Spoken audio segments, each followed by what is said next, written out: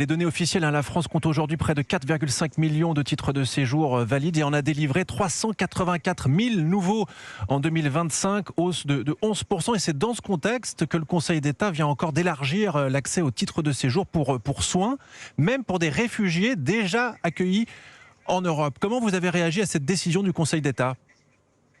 Avec beaucoup de colère, ce Conseil d'État qui semble scrupuleusement, méthodiquement tout mettre en place pour en permanence rendre la vie quotidienne des Français insupportable.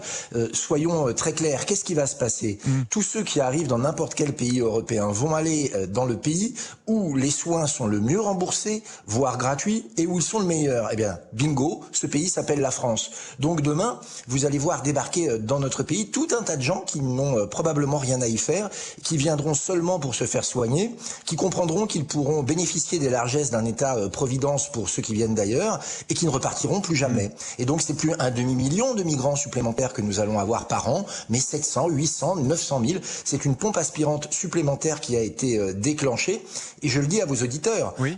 Pour soigner ces soins, il va falloir de l'argent. Et cet argent, c'est leurs impôts. Et donc l'effet ciseau va continuer, les Français vont payer toujours plus d'impôts, seront toujours moins bien soignés pour faire des économies, mais les étrangers, eux, toujours reçus dans nos hôpitaux et nos cliniques en priorité. Je pense vraiment qu'il faut que ça cesse. La France est donc trop généreuse, c'est ce que vous nous dites ce matin, Laurent Jacobelli.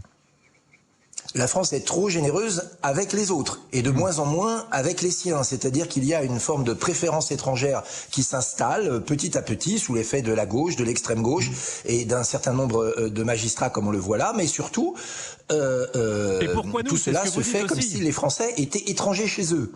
Et pourquoi nous ? C'est ça que vous dites également. Il faut dans ce cas-là qu'on puisse se répartir cette solidarité. Ah non, non, non, même pas. Il faut envoyer un signal très clair à la terre entière. La France n'est pas un hôpital, la France n'est pas un hôtel, la France n'est pas un restaurant. Voilà. Il faut dire maintenant que la pompe aspirante, que l'effet générosité va s'arrêter, sauf évidemment pour les gens qui sont torturés, poursuivis dans leur pays et ceux qui arrivent légalement pour travailler.